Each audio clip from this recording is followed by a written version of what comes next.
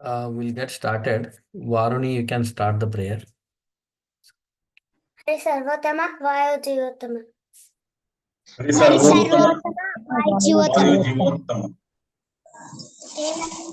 मद्वमते हरे परतरः सत्यं जगत्तत्त्वतो श्रीमन्मध्वमते हरिपरतरः सत्यं जगत्तत्त्वतो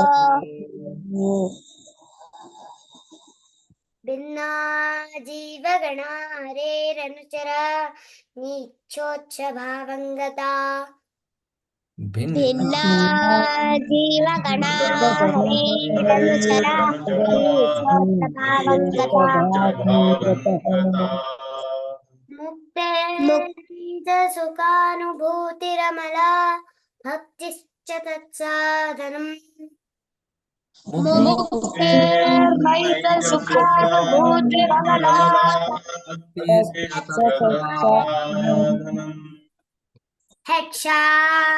तृतीयं प्रमाण किल नायकविद्यो हरिः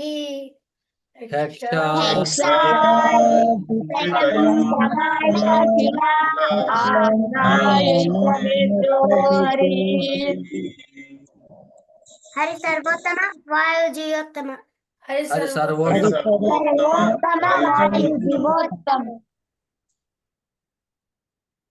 We'll get started. ಶ್ರೀ ಗುರುಭ್ಯೋ ನಮಃ. ಇವತ್ತಿನ ಟಾಪಿಕ್ದಲ್ಲಿ ಪಿತೃಧರ್ಮ ಟಿಪ್ಸ್ ಟು ಅಡಾಪ್ಟ್ ಅಂದರೆ ನಾವು ಅದನ್ನು ಹೇಗೆ ಅಡಾಪ್ಟ್ ಮಾಡ್ಕೋಬೇಕನ್ನೋ ಈ ಉದ್ದೇಶದಿಂದ ಇವತ್ತಿನ ಈ ವಿಷಯವನ್ನ ಚಿಂತನೆ ಮಾಡಲಾಗ್ತಾ ಇದೆ. ಅಂದರೆ ನಾವು ಬರೀ ಚಿಂತನೆಯನ್ನೇ ಮಾಡ್ತಾ ಹೋದರೆ ಅದು ಒಂದು ಅಪ್ರೋಚ್, ಸರಿಯಾದ ಅದೊಂದು ಮಾರ್ಗನೇ.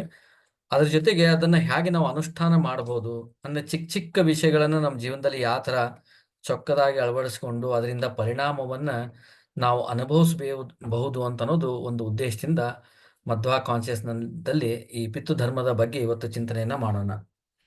ಇದಕ್ಕೆ ರೆಫರೆನ್ಸ್ ಆಗಿ ತೊಗೊಂಡಿರೋದು ಪುರಂದರದಾಸರು ಬರೆದಿರ್ತಕ್ಕಂತಹ ಒಂದು ಹಾಡು, ತಾಯಿ ತಂದೆಯನ್ನ ಗುರುದೈವ ನೀನೇ ಕೃಷ್ಣ.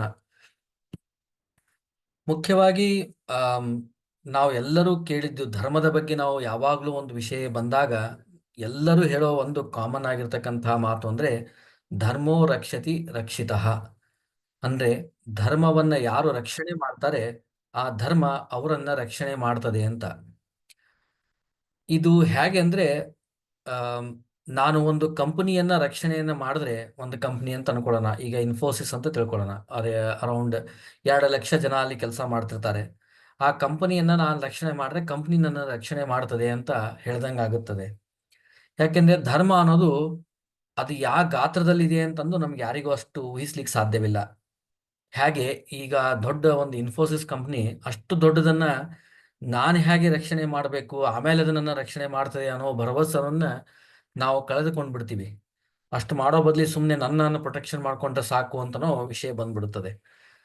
ಹಾಗಿದ್ದಾಗ ಈ ಧರ್ಮ, ದೊಡ್ಡದಾದ ಈ ಧರ್ಮವನ್ನು ನಾವು ಹೇಗೆ ರಕ್ಷಣೆ ಮಾಡಬೇಕು, ಆ ಚಾಲೆಂಜನ್ನು ನಾವು ಹೇಗೆ ಜೀವನದಲ್ಲಿ ನಾವು ತಗೋಬಹುದು, ಅಥವಾ ನಾನು ಯಾಕೆ ಆ ಚಾಲೆಂಜನ್ನು ತಗೊಂಡು ಜೀವನ ಪರ್ಯಂತ ಒದ್ದಾಡಿ ಆಮೇಲೆ ಆ ಕಡೆನೂ ಇಲ್ಲ ಈ ಕಡೆನೂ ಇಲ್ಲ ಆಗಬಾರ್ದು ಅಂಥೇಳಿ ಇವತ್ತು ಸಾಕಷ್ಟು ಜನ ಧರ್ಮದ ಕಲ್ಪನೆ ಬಗ್ಗೆ ಚಿಂತನೆ ಮಾಡ್ದೇನೆ ಮುಂದುವರಿಯೋದ್ರಿಂದ ಸಾಕಷ್ಟು ಅನಾಹುತಗಳಾಗ್ತಿವೆ.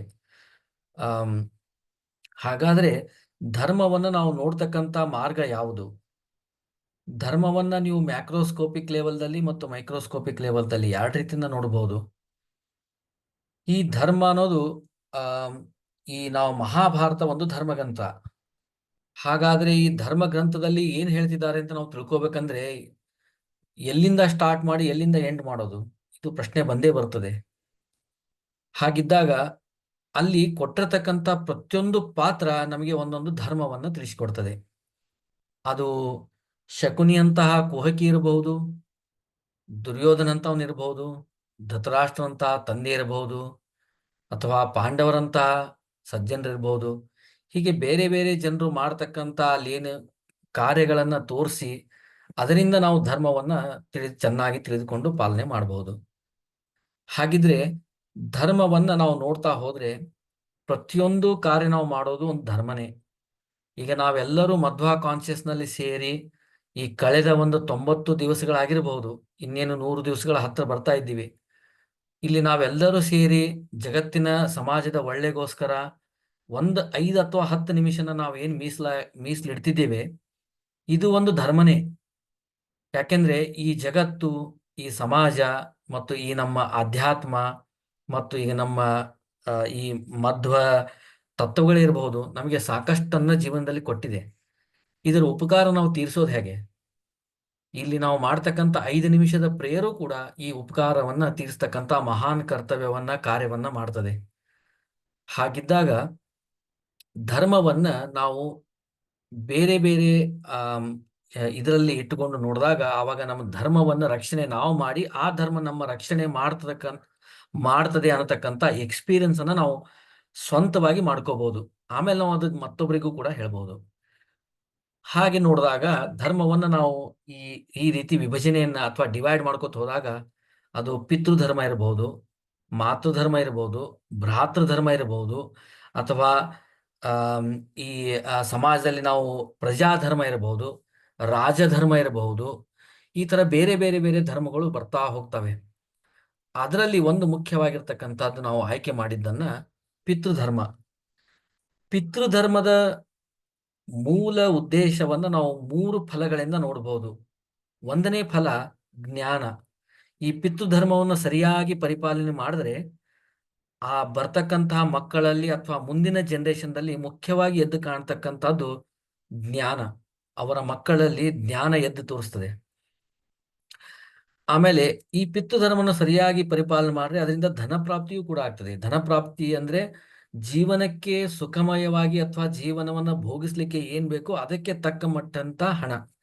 ಧನ ಅಂದ್ರೆ ನಮಗೆ ಎಕ್ಸಸ್ ಆಗಿ ಅದನ್ನ ಹೇಗೆ ಉಪಯೋಗಿಸ್ ಮಾಡಬೇಕು, ಅದನ್ನ ಎಲ್ಲಿ ಒಯ್ದಿಡ್ಬೇಕು ಅನ್ನೋ ಆ ಕ್ವಾಂಟಿಟಿಯಲ್ಲೆಲ್ಲ, ನಮ್ಮ ಜೀವನವನ್ನ ಸರಿಯಾಗಿ ಸಂತೋಷದಿಂದ ಯಾರಿಗೂ ಕೈ ಚಾಚದೆ ಮಾಡಬೇಕಾದಂತ ಧನ. ಮತ್ತು 3ನೇ ಮುಖ್ಯವಾಗಿ ಜೀವನ. ಇವತ್ತೆಷ್ಟೋ ಜನ ಧನನೂ ಇದೆ, ಜ್ಞಾನ ಇದೆ, ಅದು ಜೀವನನೇ ಮಾಡ್ತಾ ಇಲ್ಲ. ಅವರು ಜೀವನ ಅವ್ರದ್ದು ತುಂಬಾ ಹಾಳಾಗಿ ಹೋಗ್ತಾ ಇದೆ. ಈ 3ಅನ್ನ ಸಾಧಿಸಿ ಕೊಡ್ತಕ್ಕಂಥ ಮುಖ್ಯವಾದಂತಹ ಧರ್ಮ ಅದು ಪಿತೃಧರ್ಮ. ಈ ಪಿತೃಧರ್ಮ ನಾವು ನಮ್ಮ ಜೀವನದಲ್ಲಿ ಅಡಾಪ್ಟ್ ಹೆಂಗ್ ಮಾಡೋದು ಅಂತ ಪ್ರಶ್ನೆ ಬರ್ತದೆ. ಆ ಪ್ರಶ್ನೆಗೆ ದಾಸರಂತ ಯತಿವರಣ್ಯರೇ ಉತ್ತರ ಕೊಡ್ಬೇಕು ಹೊರತಾಗಿ ನಮ್ಮಂತ ಅಲ್ಪಜ್ಞಾನಿಗಳು ಕೊಡ್ತಕ್ಕಂಥದ್ದು ಅಲ್ಲ. ಅದಕ್ಕೆ ಅವ್ರು ಏನ್ ಹೇಳ್ತಾರೆ ಅಂದ್ರೆ, ಕೃಷ್ಣನೇ ನಮಗೆ ತಂದೆ ತಾಯಿ ಬಂಧು ಬಳಗ ಅಂತ ಯಾಕೆ ಹೇಳ್ಕೊತ ಹೋಗ್ತಾರೆ ಅಂದ್ರೆ, ನಾವು ಎಷ್ಟೇ ಸರಿಯಾಗಿ ತಿಳಿದುಕೊಂಡು ಮಾಡಿದ್ರು ಕೂಡ ಅದರಲ್ಲಿ ಲೋಪದೋಷಗಳು ಬಂದೇ ಬರ್ತವೆ. ಅಂದ್ರೆ will do mistake, doing mistake is our job, ಆ ತರ. ಆದ್ರೆ ಪರಮಾತ್ಮ ಏನ್ ತಂದೆ ತಾಯಿ ಪೊಸಿಷನ್ ನಲ್ಲಿ ನಿಂತು ಇವತ್ತು ನಮಗೆ ಮಾಡ್ತಿದ್ದಾನೆ, ಅದು ಸರ್ವಶ್ರೇಷ್ಠವಾದದ್ದು ಮತ್ತು ಪರಿಪೂರ್ಣವಾದದ್ದು. ಅದರಿಂದನೇ ತೆಗೆದುಕೊಂಡಿರ್ತಕ್ಕಂಥ ಒಂದಿಷ್ಟು ಪಾಯಿಂಟ್ಸ್ ಅನ್ನ ನಾವು ನಮ್ಮ ಜೀವನದಲ್ಲಿ ಅಳವಡಿಸ್ಕೋಬಹುದು. Point number 1, earning for delivering family so that family can focus on dharma constitution continuation. ಅಂದ್ರೆ ನಮಗೆ ಹಣ ಬೇಕು. ನಾವು ಇವತ್ತೆಲ್ಲ ಜೀವನದಲ್ಲಿ ಸುಖವಾಗಿರ್ಬೇಕಾದ್ರೆ ನಮಗೆ ಮುಖ್ಯವಾಗಿ ಹಣ ಬೇಕು. ಧನ ಸಂಪತ್ತು ಅಥವಾ ಸಂಪತ್ತು ಅನ್ನೋದು ಇದು ಯಾವ ಕಾಲದಿಂದಾದರೂ ಬೇಕಾಗಿರೋದೇ. ಆದರೆ ಧನ ಪ್ರಾಪ್ತಿಗಾಗಿ ನಾವು ಧರ್ಮವನ್ನ ಅಡವಿಟ್ಟು ನಾವು ಧನ ಪ್ರಾಪ್ತಿಯನ್ನ ಮಾಡ್ಕೊಳ್ತೀವಿ. ಫಾರ್ ಎಕ್ಸಾಂಪಲ್, ನಾನೆಲ್ಲೋ ಹಾಸ್ಟೆಲ್ದಲ್ಲಿ ಇದ್ದು ಕಲಿತೆ, ಅವಾಗ ಅನ್ಯ ಆಹಾರವನ್ನ ತಿಂತೇನೆ, ನನ್ನ ಧರ್ಮವನ್ನ ಕಾಂಪ್ರಮೈಸ್ ಮಾಡ್ತೇನೆ, ಸಂಧ್ಯಾವಂದನ ಮಾಡಲ್ಲ, ಒಂದೇ ಸಲ ಸಂಧ್ಯಾವನ ಮಾಡ್ತೀನಿ, ಅಥವಾ 2 ಸಲ ಸಂಧ್ಯಾವನ ಮಾಡಿದ್ರು ಗಾಯ ಜಪ ಸರಿಯಾಗಿ ಮಾಡೋದಿಲ್ಲ, ಅಥವಾ ಕೆಲವೊಮ್ಮೆ ನಾ ಜನವರೇ ಹಾಕೊಂಡು ಹೋಗೋದಿಲ್ಲ. ಈ ತರ ಪ್ರಶ್ನೆಗಳು ಕೆಲವೊಂದು ಬಂದೇ ಬರ್ತಾವೆ. ಆ ಧರ್ಮವನ್ನ ನಾವು ಅಡವಿಟ್ಟು ಹಣವನ್ನ ಗಳಿಸಿದ ಮೇಲೆ ಮುಂದೆ ಆ ಹಣ ನಮ್ಗೆ ಏನ್ ಮಾಡ್ಬೇಕು ಅಂದ್ರೆ ಆ ಧರ್ಮವನ್ನ ಕಂಟಿನ್ಯೂ ಮಾಡೋದ್ರಲ್ಲಿ ಅದು ಹೆಲ್ಪ್ ಆಗ್ಬೇಕು. ಹಾಗೆ ಪಿತೃಧರ್ಮ ಹೇಗಿರ್ಬೇಕಂದ್ರೆ, ತಂದೆ ತಾಯಿ ಮಾಡಿರ್ತಕ್ಕಂಥ ಆಸ್ತಿ ಧರ್ಮ ಮುಂದಿನ ಜನರೇಷನ್ ಧರ್ಮವನ್ನ ಕಂಟಿನ್ಯೂ ಮಾಡ್ಕೊಂಡು ಹೋಗಂತ ಶಕ್ತಿಯನ್ನ ಕೊಡಬೇಕು. ನಾನು ಈಗ 2 ಕೋಟಿ ಹಣವನ್ನ ಪ್ರಾಪ್ತಿ ಮಾಡಿ ನಾನು ಜೀವನದಲ್ಲಿ ಮುಂದೆ ಬಂದೆ ಅನ್ಕೊಳ್ಳೋಣ. ನನ್ನ ಮಕ್ಕಳು ಅದೇ ಹಣಗೋಸ್ಕರ ಹಪಾಪಿಯಾಗಿ ಜೀವನದಲ್ಲಿ ಪರಿತಪಿಸಿ ಅವರು ಏನೋ ಎಲ್ಲ ಧರ್ಮವನ್ನ ತಮ್ಮ 60-70 ವರ್ಷವರೆಗೂ ಕಾಂಪ್ರಮೈಸ್ ಮಾಡಿ, ಆಮೇಲೆ ನಾನು ಧರ್ಮ ಮಾಡಿಲ್ಲ ಅಂತಂದು ಅವ್ರೇನೋ ಅಲ್ಪ ಸ್ವಲ್ಪ ಧರ್ಮವನ್ನ ಮಾಡಿ ಮತ್ತೆ ಮಕ್ಕಳನ್ನು ಹಾಗೆ ಬೆಳೆಸಿ ಅವರು ಮುಂದಿನ ಜನರೇಷನ್ದವರು ಅದೇ ತರ ಹೋದ್ರೆ ಅಂದ್ರೆ ಈ ತರದ ಹಣ ಇದು ಸಮಾಜಕ್ಕೂ ಒಳ್ಳೇದಲ್ಲ ಮತ್ತು ಆ ಸಂಸಾರಕ್ಕೂ ಒಳ್ಳೇದಲ್ಲ. ಈ ಹಣದಿಂದ ಹಣವೇ ಹುಟ್ಟುತ್ತದೆ ಹೊರತಾಗಿ ಧರ್ಮ ಬೆಳ್ಕೊಂಡು ಹೋಗೋದಿಲ್ಲ. ಧರ್ಮ ಯಾಕೆ ಬೇಕು ಅಂದ್ರೆ ನಾವು ಮುಂದಿನ ಜನರೇಷನ್ಗೆ ಏನಾದರೂ ಪಾಸ್ ಮಾಡಬೇಕು ಅಥವಾ ಅದನ್ನ ಮುಂದಿನ ಜನರೇಷನ್ಗೆ ಕೊಡಬೇಕು ಅಂದ್ರೆ ಧರ್ಮ ಬೇಕೇ ಬೇಕು. ಹಣವನ್ನು ಯಾರಾದರೂ ಗಳಿಸಿಕೊಡ್ಬೋದು, ಬಟ್ಟೆಗಳನ್ನ ಕೊಡಿಸ್ಬೋದು, ಗಿಫ್ಟ್ ಕೊಡ್ಬೋದು, ಆದರೆ ಧರ್ಮವನ್ನ ಕೊಡೋದು ತುಂಬಾ ಕಷ್ಟ. ಈ ಧರ್ಮ ಪ್ರಾಪ್ತಿ ಏನಿದೆಯಲ್ಲ, ಇದು ಹಣದ ಮುಖ್ಯ ಉದ್ದೇಶ. ಅದನ್ನ ತಂದೆ ಧರ್ಮ, ಪಿತೃ ಧರ್ಮದಲ್ಲಿ ಮುಖ್ಯವಾಗಿ ಗೋಲ್ ಇಟ್ಕೋಬೇಕು. ಎರಡನೇದು, collecting values that should be pass to the next generations. ಇವತ್ತು ನಾವು ಸಾಕಷ್ಟು ಆಂಟಿಕ್ ಐಟಮ್ಗಳನ್ನ ಕಲೆಕ್ಟ್ ಮಾಡಿರ್ತೀವಿ, ಅಥವಾ ಈ ಆಮ್, ಲೋ ಲೋಕಾರೂಢಿಯನ್ನ ಬಿಟ್ಟು ನಾವು ಧಾರ್ಮಿಕದಲ್ಲೇ ಯಾರೋ ಒಬ್ರು ಇದ್ದಾರೆ ಅಂದ್ರೆ ಒಂದು 100 ಶಾಲಿಗ್ರಾಮನ್ನ ಕಲೆಕ್ಟ್ ಮಾಡಿರ್ತಾರೆ. ಆದ್ರೆ ಆ ಶಾಲಿಗ್ರಾಮದ ಜೊತೆಗೆ ವ್ಯಾಲ್ಯೂಸ್ ಅನ್ನ ಕೂಡ ಅವ್ರು ಕಲೆಕ್ಟ್ ಮಾಡಿ ಮುಂದಿನ ಜನರೇಷನ್ ಕೊಡ್ಬೇಕನ್ನೋ ಆಶೆಯನ್ನ ಅವ್ರು ಇಟ್ಕೋಬೇಕು.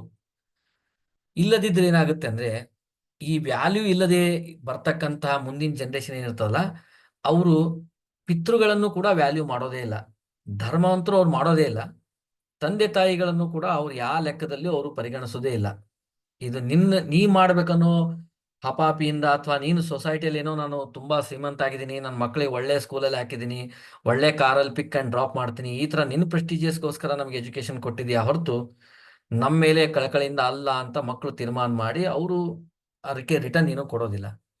ಸೊ ವ್ಯಾಲ್ಯೂಸ್, ಯಾವ ವ್ಯಾಲ್ಯೂಸ್ ಅನ್ನ ನಾವು ಮುಂದಿನ ಜನರೇಷನ್ಗೆ ಪಾಸ್ ಮಾಡ್ಬೇಕನ್ನೋದು ತುಂಬಾ ದೊಡ್ಡ ಕರ್ತವ್ಯ.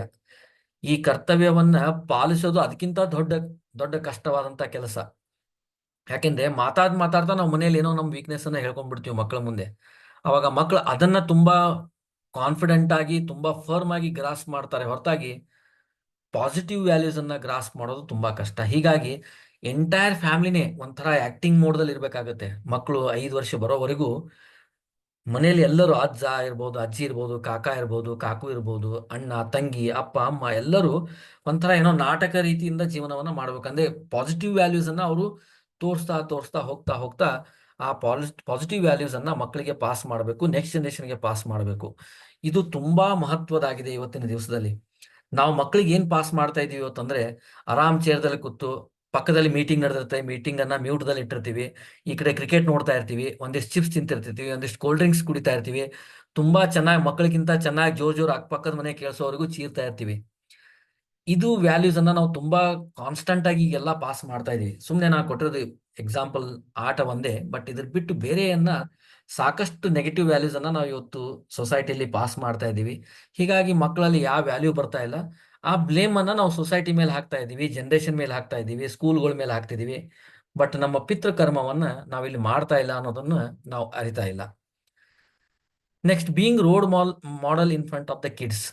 2ನೇ ಪಾಯಿಂಟ್ 3ನೇ ಪಾಯಿಂಟ್ ತುಂಬಾ ಕನೆಕ್ಟಿಂಗ್ ಇದೆ. ಅಂದ್ರೆ ಮಕ್ಕಳ ಮುಂದೆ ಯಾವುದೇ ಕಾರಣಕ್ಕೂ ನಮ್ಮ ಕಷ್ಟಗಳನ್ನಾಗಲಿ, ನಾವು ಮತ್ತೊಬ್ಬರನ್ನ ಹೇಟ್ ಮಾಡ್ತೀವಿ ಅನ್ನೋದಾಗ್ಲಿ, ಅಥವಾ ಮತ್ತೊಬ್ರು ನಮ್ಮನ್ನ ದ್ವೇಷ ಮಾಡ್ತಾ ಇದ್ದಾರೆ, ಸಮಾಜದಲ್ಲಿ ಈ ತರ ದುರ್ಬುದ್ಧಿಯನ್ನ ಉಪಯೋಗಿಸಿ ಕೂಡ ಜನರು ಸಕ್ಸಸ್ ಆಗ್ತಾರೆ.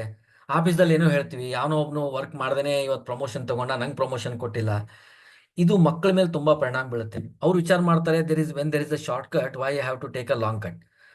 ಸೊ ಅವಾಗ ಅದನ್ನ ಅವರು ವ್ಯಾಲ್ಯೂ ಅನ್ನಾಗಿ ಇಟ್ಕೊಂಡು ಮುಂದೆ ಹೋಗ್ತಾರೆ ಹೊರತಾಗಿ ಅವರು ನಿಮ್ಮನ್ನ ರೋಲ್ ಮಾಡಲ್ ಆಗಿ ನೋಡಲ್ಲ. ಸೊ ಹೀಗಾಗಿ ನಾವು ತಂದೆ ತಾಯಿಗಳು ರೋಲ್ ಮಾಡಲ್ ಆಗ್ಲೇಬೇಕು. ಇದಕ್ಕೆ ಹಿಂದಿನವ್ರು ಮಾಡ್ತಕ್ಕಂಥ ಒಂದು ಉತ್ತಮವಾದ ಉಪಾಯ ಏನ್ ಗೊತ್ತಾ, ಮನೆಯಲ್ಲಿ ಫಸ್ಟ್ ಹೊರಗಡೆಯಿಂದ ಮನೆಯಲ್ಲಿ ಬಂದು ಯಾರೇ ನೋಡ್ಬೇಕಾದ್ರೆ ಕೃಷ್ಣನ್ ಫೋಟೋ ಕಾಣ್ತಿರ್ಲಿಲ್ಲ, ಹಿರಿಯರ್ ಫೋಟೋ ಕಾಣಿಸ್ತಾ ಇತ್ತು, ಅಜ್ಜ ಅಜ್ಜಿ ಫೋಟೋನೋ ಏನೋ. ಯಾಕೆಂದ್ರೆ ಅಜ್ಜ ಅಜ್ಜಿ ಏನ್ ತಪ್ಪು ಮಾಡಿದಾರ ಅಂತ ಅವ್ರು ಹೇಳ್ಕೊಡ್ತಿಲ್ಲ, ಅಜ್ಜ ಅಜ್ಜಿಯಲ್ಲಿ ಏನ್ ಪಾಸಿಟಿವ್ ಗುಣ ಆಯ್ತು ಅನ್ನೋದನ್ನ ಹೇಳ್ಕೊಡ್ತಾ ಇದ್ರು. ಇವತ್ತು ನಾನ್ ನಮ್ಮ ತಂದೆ ತಾಯಿನ ಪೂಜೆ ಮಾಡ್ತಿಲ್ಲ, ನಮ್ಮ ಅಜ್ಜ ಅಜ್ಜಿನ ಪೂಜೆ ಮಾಡ್ತಿಲ್ಲ, ನನ್ನ ಮಕ್ಕಳು ನಾಳೆ ನನ್ನನ್ನ ಅವ್ರು ಹೊಗಳೋದೇ ಇಲ್ಲ. ಆದ್ರೆ ಜೈನ್ ಸಮುದಾಯದಲ್ಲಿ ನೀವು ಇವತ್ತು ನೋಡ್ಬೋದು, ಇವನ್ ಕಾರ್ದಲ್ಲೂ ಕೂಡ ಅವರು ವೆಂಕಟರಮಣಂದು ಅದು ಇದು ಫೋಟೋ ಹಾಕೊಂಡಿರಲ್ಲ, ತಮ್ಮ ತಂದೆ ತಾಯಿ ಫೋಟೋ ಹಾಕೊಂಡಿರ್ತಾರೆ. ಯಾಕೆ ಆ ತರ ಬಂತು ಅಂದ್ರೆ, ಅವ್ರ ವ್ಯಾಲ್ಯೂಸ್ ಅನ್ನ ಅಥವಾ ರೋಲ್ ಮಾಡೆಲ್ ಅನ್ನ ಆತರ ಪಾಸ್ ಮಾಡ್ತಾ ಹೋಗ್ತಾ ಇದ್ದಾರೆ. ನಾವು ಅದನ್ನ ಈಸಿಯಾಗಿ ಮಾಡ್ಬೋದು, ಇಲ್ಲೇನು ನಾವು ಹೆದರ್ಕೊಳ್ಳೋ ಕಾರಣ ಇಲ್ಲ, ಈಸಿಯಾಗಿ ಇದನ್ನೆಲ್ಲ ನಾವು ಪಾಸ್ ಮಾಡ್ಬೋದು. Focusing on self health and family health. ಇವತ್ತು ಮೋಸ್ಟ್ ನೆಗ್ಲೆಕ್ಟೆಡ್ ಅಂದ್ರೆ ಹೆಲ್ತ್. ನಾವು ಫ್ಯಾಮಿಲಿ ಹೆಲ್ತ್ಗೂ ಕಾಳಜಿ ಮಾಡ್ತಿಲ್ಲ, ಸೆಲ್ಫ್ ಹೆಲ್ತಿಗೂ ಕಾಳಜಿ ಮಾಡ್ತಾ ಇಲ್ಲ, ಓವರ್ ಬರ್ನ್ ಮಾಡ್ತಾ ಇದೀವಿ. ನಮಗೆ ಯಾವ್ದಾವ್ದೋ ಕಾಯಿಲೆ ಬಂದ್ರು ಕೂಡ ಇನ್ನಷ್ಟು ಹಣ ಗಳಿಸ್ಬೇಕು, ಇನ್ನಿಷ್ಟು ಲೋನ್ ತಗೋಬೇಕು, ಅಲ್ಲಿ ಡಿಪಾಸಿಟ್ ಮಾಡಬೇಕು, ಇಲ್ಲಿ ಇನ್ವೆಸ್ಟ್ಮೆಂಟ್ ಮಾಡಬೇಕು, ಇನ್ನಷ್ಟು ಸೈಟ್ಗಳನ್ನ ಮಾಡಬೇಕು. ಈ ತರ ನಾವು ಮಾಡ್ತಾ ಹೋಗಿ ಏನಾಗಿದೆ ಅಂದ್ರೆ ಹೆಲ್ತ್ ಹಾಳಾಗಿ ಹೋಗ್ತಾ ಇದೆ. ಆ ಬ್ಯಾಡ್ ಹೆಲ್ತ್ ಅನ್ನ ಮಕ್ಕಳ ಮುಂದೆ ನಾವು ವಯಸ್ಸಾದಾಗ ಇಟ್ಕೊಂಡಾಗ ಮಕ್ಕಳು ನಮ್ಮನ್ನ ಈಸಿಯಾಗಿ ನೆಗ್ಲೆಕ್ಟ್ ಮಾಡ್ತಾರೆ. ಇವನು ಬೇಡ, ನಾಳೆ ಇವಂದೇ ಸೇವಾ ಮಾಡೋದಾಗುತ್ತೆ, ಇವಂದೇ ತೊಳೆಯೋದು ಬೆಳೆಯೋದಾಗುತ್ತೆ ಅಂತೇಳಿ ಮನೆಯಿಂದ ಹೊರಗಡೆ ಎಲ್ಲ ವೃದ್ಧಾಶ್ರಮಕ್ಕೋ ಅಲ್ಲಿ ಇಲ್ಲಿ ಇಟ್ಟು ಬಿಡ್ತಾರೆ.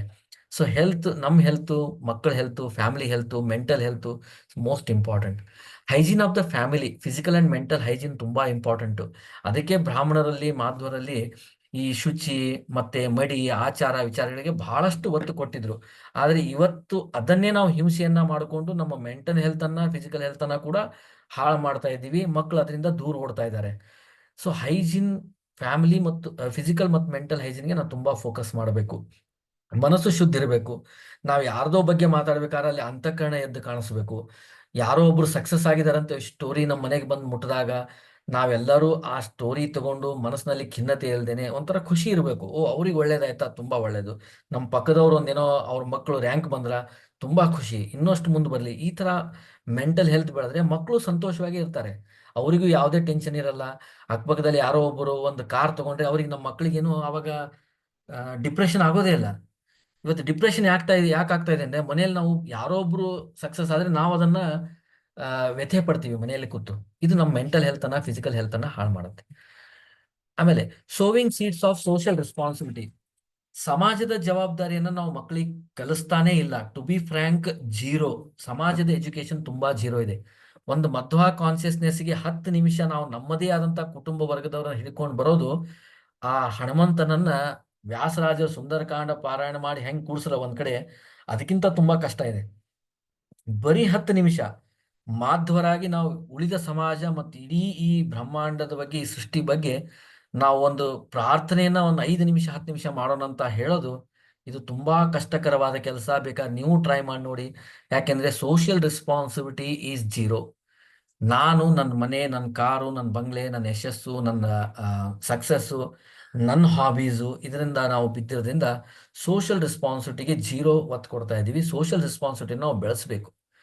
ಮಧ್ವಾಚಾರ್ಯ ಫೋಟೋ ಮನೆಯಲ್ಲಿ ಹಾಕಿದ್ರೆ ನಾವು ಅವ್ರ ಬಗ್ಗೆ ಹೇಳಬೇಕು. ಮಧ್ವಾಚಾರ್ಯ ಬರೀ ಮಧ್ವ ಗ್ರಂಥಗಳನ್ನು ಬರಲಿಲ್ಲ, ಸಮಾಜದಲ್ಲಿ ಎಲ್ಲಾ ಸಜ್ಜನರು ಉದ್ಧಾರ ಆಗ್ಲಿ ಅಂತೇಳಿ ಅವ್ರು ಆ ಗ್ರಂಥವನ್ನು ತಮ್ಮ ಜೀವನ ಪರ್ಯಂತ ಬರೆದ್ರು. ಟೀಕಾರಾಯರು ಗುಹಾದಲ್ಲಿ ಕೂತು ಊಟ ಇಲ್ದೇನೆ ನುಚ್ಚನ್ನೇ ತಿಂದು ಯಾಕೆ ಗ್ರಂಥಗಳನ್ನು ಬರೆದಂದ್ರೆ ನಮಗೋಸ್ಕರ ಬರೆದಿದ್ದಾರೆ. ಪುರಂದರದಾಸರು 4 ಲಕ್ಷ ಹಾಡುಗಳನ್ನ ಯಾವುದೋ ಸ್ಟೇಜ್ದಲ್ಲಿ ತುಂಬಾ ಚೆನ್ನಾಗಿ ಬ್ಯಾಕ್ಗ್ರೌಂಡ್ ಮ್ಯೂಸಿಕ್ ಇಟ್ಕೊಂಡು ಹಾಡಿ ಕ್ಲಾಪ್ಸ್ ಹೊಡೆದು ಅದನ್ನ ಎಂಜಾಯ್ ಮಾಡೋ ತರ ಮಾಡಿಲ್ಲ. ಅದರಿಂದ ನಮಗೆ ಸೂತ್ರಗಳನ್ನ ಕೊಟ್ಟಿದ್ದಾರೆ, ಇಷ್ಟು ಕಷ್ಟಪಟ್ಟಿದ್ದಾರೆ. ಇದೆಲ್ಲ ಹೇಳಿದಾಗ ಏನಾಗುತ್ತೆ ಅಂದ್ರೆ even I have to be social responsible ಅಂತ ಮಕ್ಕಳಲ್ಲಿ ಬರುತ್ತೆ. Next, role based skills and ability demonstration. Different roles ಅನ್ನ ತೋರಿಸ್ಕೋತಾ ಹೋಗ್ಬೇಕು. ಇವ್ರ ರೋಲ್ ಈ ತರ, ಇವ್ರ ಸ್ಕಿಲ್ಸ್ ಈ ತರ, ಈ ರೆಸ್ಪಾನ್ಸಿಬಿಲಿಟಿ ಮಾಡ್ಬೇಕಾದ್ರೆ ಈ ತರ ಸ್ಕಿಲ್ಸ್ ಬೇಕು, ಈ ತರ ಎಬಿಲಿಟಿ ಇದ್ರೆ ಈ ತರ ಸ್ಕಿಲ್ ಇದ್ರೇನೆ ಈ ತರ ಎಬಿಲಿಟಿಯನ್ನ ಮಾಡಬಹುದು. ಈ ತರ ಡೆಮಾನ್ಸ್ಟ್ರೇಷನ್ ಅನ್ನ ಮಾಡ್ಕೋತಾ ಹೋದಾಗ ಮಕ್ಕಳಿಗೆ ಆ ವ್ಯಾಲ್ಯೂಸ್ ಅನ್ನ ನಾವು ಕೂಡ ಕೊಡಬಹುದು. ನೆಕ್ಸ್ಟ್, ನಮ್ಮ ಇತಿಹಾಸದಲ್ಲಿ ಎಲ್ಲಾದ್ರೂ ರೋಲ್ ಮಾಡೆಲ್ಗಳಿದಾರಾ ಅಂದಾಗ ಸಾಕಷ್ಟು ರೋಲ್ ಮಾಡೆಲ್ಗಳಿದ್ದಾರೆ. ನಾನು ಸುಮ್ಮನೆ ಒಂದ್ 2-3 ತಗೊಂಡಿದ್ದೀನಿ, ಯಾಕೆಂದ್ರೆ ಸಮಯ ಕಡಿಮೆ ಇರುತ್ತಂತ. ಕುಂತಿ ಒಬ್ಬ ರೋಲ್ ಮಾಡೆಲ್. ಯಾಕೆ ಅಂದ್ರೆ ಮದರ್ ಹೂ ಲೆಟ್ ಚಿಲ್ಡ್ರನ್ ಫಾಲೋ ಧರ್ಮ ವರ್ಸಸ್ ಎಂಜಾಯಿಂಗ್ ರಾಯಲ್ಟಿ. ಅವಳು ತನ್ನ ಮಕ್ಕಳಿಗೆ ಏನಾದ್ರೂ ಒಂದು ಹೇಳಿ, ಅವಳು ಬೇಕಿದ್ರೆ ನೀವು ಹೋಗಿ ದುರ್ಯೋಧನಾದಿಗಳಿಗೆ ಒಂದ್ ಸ್ವಲ್ಪ ವಿಷ ಕುಡಿಸಿ, ಅವ್ರು ಹೇಗಿದ್ರು ದಾನವರು, ಅವ್ರಿಗೆ ಸಾವು ಇದ್ದೇ ಇತ್ತು. ಇವರು ದೇವತೆಗಳಾಗಿದ್ದರಿಂದ ಇವರಿಗೆ ಸಾವು ಇಲ್ಲದೆ ಇರಬಹುದು. ಸೊ ಹೀಗಿದ್ದಾಗ ಅವ್ರಿಗೆ ಒಂದಿಷ್ಟು ಏನೋ ವಿಷ ಹಾಕಿ ಏನಾದ್ರು ಒಂದು ಐಡಿಯಾ ಮಾಡಿ ಅವರನ್ನು ಸಂಹಾರ ಮಾಡಿದ್ರೆ ನೀವೇ ರಾಜರಾಗ್ಬೋದು ಅಂತ ಹೇಳ್ಬೋದಾಗಿತ್ತು. ಬಟ್ ಅವಳು ಧರ್ಮದ ಕಡೆ ಮಾತ್ರ ಫೋಕಸ್ ಮಾಡಿದ್ಲು. ನೀವು ಧಾರ್ಮಿಕ ಆದ್ರೆ ನೀವು ಜೀವನದಲ್ಲಿ ಎಂಜಾಯ್ ಮಾಡ್ತೀರಾ. ನೀವು ವನಕ್ಕೆ ಹೋದ್ರೂ ಖುಷಿ ಇರ್ತೀರಾ, ರಾಜ್ಯದಲ್ಲಿದ್ರು ಖುಷಿ ಇರ್ತೀರಾ, ಎಲ್ಲಿದ್ರು ಖುಷಿ ಇರ್ತೀರಾ ಅಂತ ಹೇಳಿ ಆ ತಾಯಿ ಮಕ್ಕಳನ್ನ ಕಲಿಸೋದು. ಇವತ್ತು ಇಂಥ ತಾಯಿಯಂದ್ರು ಸಮಾಜಕ್ಕೆ ಬೇಕಾಗಿದ್ದಾರೆ. Being with children, always choosing right child for right roles. ಮಕ್ಕಳ ಎಬಿಲಿಟಿಯನ್ನ ಗುರುತಿಸೋದಾಗ್ಲಿ, ಅವರಿಗೆ ಉತ್ತಮವಾದಂತ ಸಮಾಜದ ಕಾರ್ಯ ಜವಾಬ್ದಾರಿಯನ್ನು ಕೊಡೋದಾಗ್ಲಿ ಈ ಕುಂತಿ ತಾಯಿಯಿಂದ ನಾವು ಕಲಿಬೇಕು. ಮತ್ತು ಮಕ್ಕಳ ಜೊತೆಗೇನೆ ಅವಳು ಟೈಮ್ ಸ್ಪೆಂಡ್ ಮಾಡ್ತಾ ಇದ್ಲು. ನಾವು ಮಕ್ಕಳೊಂದಿಗೆ ಇವತ್ತು ಟೈಮ್ ಸ್ಪೆಂಡ್ ಮಾಡೋದು ಎಷ್ಟಾಗಿದೆ ಅಂದ್ರೆ 10 ನಿಮಿಷನೋ 15 ನಿಮಿಷನೋ, ಅದನ್ನು ಪ್ರಯಾರಿಟಿ ಅಂತ ಮಾಡ್ಕೊಂಡಿದ್ವಿ, ಅಥವಾ ಅದನ್ನ ಒಂದು ಪ್ಲಾನ್ ಅಂತ ಮಾಡ್ಕೊಂಡಿದ್ವಿ. Let me spend weekly 15 minutes with my kid, ಈ ತರ ನಮ್ ಜಾಬ್ ಆಗಿದೆ. ಆ ತರ ಆಗ್ಬಾರ್ದು. Never doing comparisons. ಅವಳು ಯಾರನ್ನ ಕಂಪೇರ್ ಮಾಡ್ತಾನೆ ಇರಲಿಲ್ಲ. ನೀವು ನಿಮ್ಮ ಧರ್ಮ, ನಿಮ್ಮ ಸ್ಕಿಲ್ಸು, ನಿಮ್ಮ ಅಬಿಲಿಟಿ, ಇದರಿಂದ ನೀವು ಮುಂದೆ ಬರ್ಬೇಕು ಹೊರತಾಗಿ ಅವರನ್ನ ಕಂಪೇರ್ ಮಾಡು, ಇವರನ್ನ ಕಂಪೇರ್ ಮಾಡು ಅಂತ ಅವಳು ಕಲಿಸ್ತಾ ಇರಲಿಲ್ಲ. Comparison is a poison. Never showing cushioning life but making them relish every moment in kingdom or forest or at services. ಒಂದು ಕುಶನಿಂಗ್ ಅನ್ ಲೈಫ್ ಅನ್ನ ಕೊಟ್ಟು ಇದಿದ್ರೆ ನಮ್ಮ ಮಕ್ಕಳು ತುಂಬಾ ಸುಖವಾಗಿರ್ತಾರೆ, ಅವ್ರಿಗೆ ಯಾವುದೇ ಕಷ್ಟ ಬರಬಾರ್ದು, ನಾನು ಕಷ್ಟಪಟ್ಟು ಬಂದೆ, ಅವ್ರಿಗೆ ಯಾವುದೇ ತರದ ಕಷ್ಟ ಆಗಬಾರ್ದು ಅಂತ ಅವಳು ಮಾಡಲಿಲ್ಲ. ಲೈಫ್ ಯಾವ ಥರ ಬರ್ತೋ ಅದನ್ನ ತಗೊಂಡು ಅದನ್ನ ಯಾವ ಥರ ಎಂಜಾಯ್ ಮಾಡಬೇಕು, ಅದರಿಂದ ಯಾವ ಥರ ಸಾಧನೆಯನ್ನ ಮಾಡ್ಕೋಬೇಕು, ಅದು ಸರ್ವಿಸ್ ಇರಬಹುದು ಅಥವಾ ರಾಜ್ಯಭಾರ ಇರಬಹುದು ಅಥವಾ ವನವಾಸ ಇರಬಹುದು, ಎಲ್ಲದರಲ್ಲೂ ಹೇಗೆ ಅವ್ರು ಕೆಲಸ ಮಾಡ್ಬೇಕನ್ನೋ ಎಬಿಲಿಟಿಯನ್ನ ಕೊಟ್ಟಿರ್ತಕ್ಕಂಥ ತಾಯಿ. ಎರಡನೇದು ಗಾಂಧಾರಿ. ಗಾಂಧಾರಿ ಪಾತಿವ್ರತ್ಯ ಬಗ್ಗೆ ನಾವು ಪಂಚಕನ್ಯರಲ್ಲಿ ಅವರ ಸ್ಮರಣೆಯನ್ನ ಬೆಳಿಗ್ಗೆ ಎದ್ದು ನಾವು ಮಾಡಲೇಬೇಕು ಎಲ್ಲರೂ. ಮಂಡೋದರಿ, ಗಾಂಧಾರಿ ಇಂಥ ಎಲ್ಲ ಸ್ತ್ರೀಯರ ಹೆಸರುಗಳನ್ನ ಎಲ್ಲ ಹೆಣ್ಮಕ್ಳು ತೆಗೆದುಕೊಳ್ಬೇಕಂತೆ ಬೆಳಗ್ಗೆ ಹಿಡಿದು ರಾತ್ರಿವರೆಗೂ.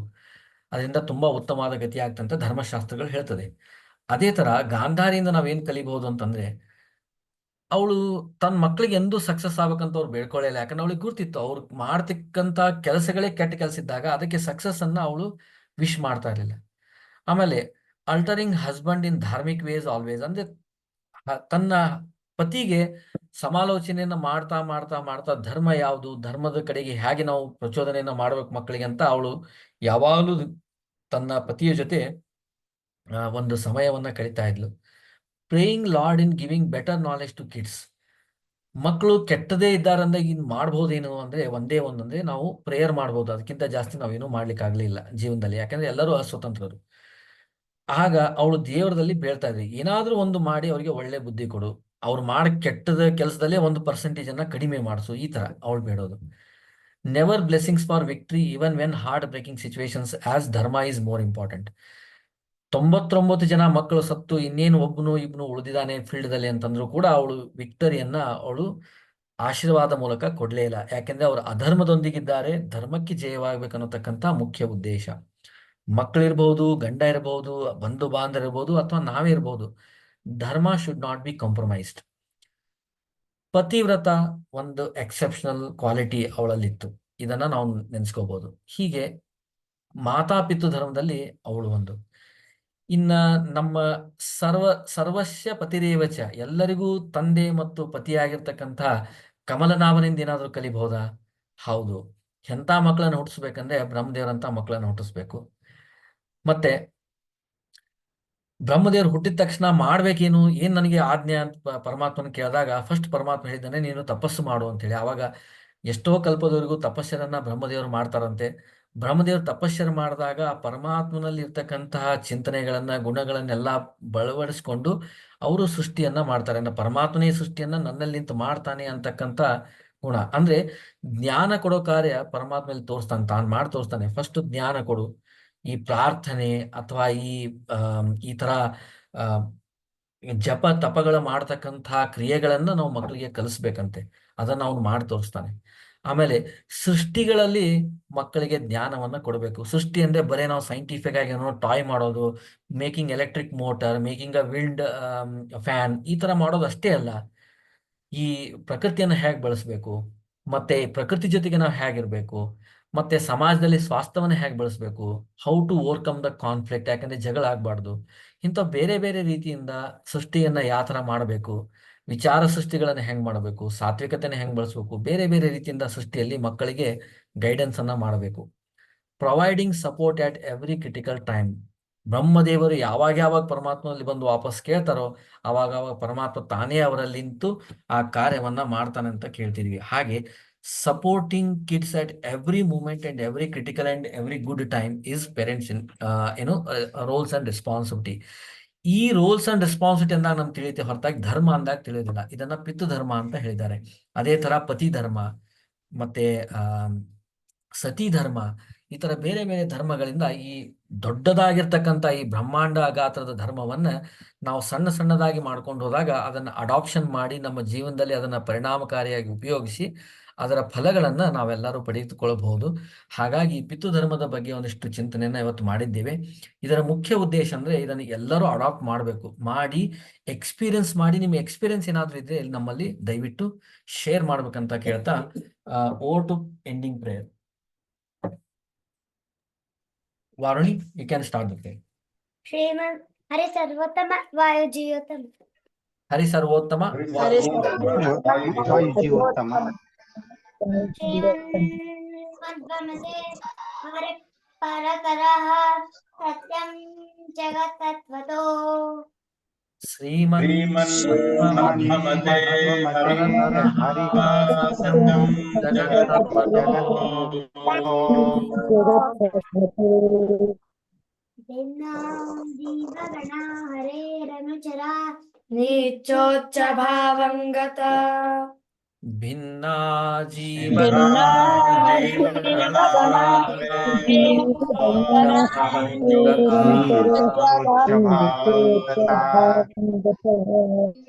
मुक्तेनैव सुखानुभूतिरमला भक्तिश्च तत्साधनम् मुक्ते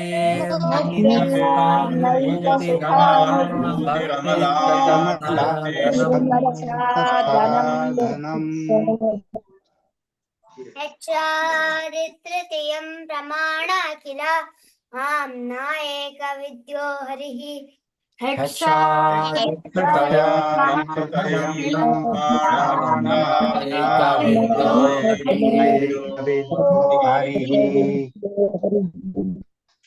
हरि सर्वोत्तम वायु जीवोत्तम हरि सर्वोत्तम वायु जीवोत्तम वायु Jeevottam Thanks to Madhav Kulkarni sir.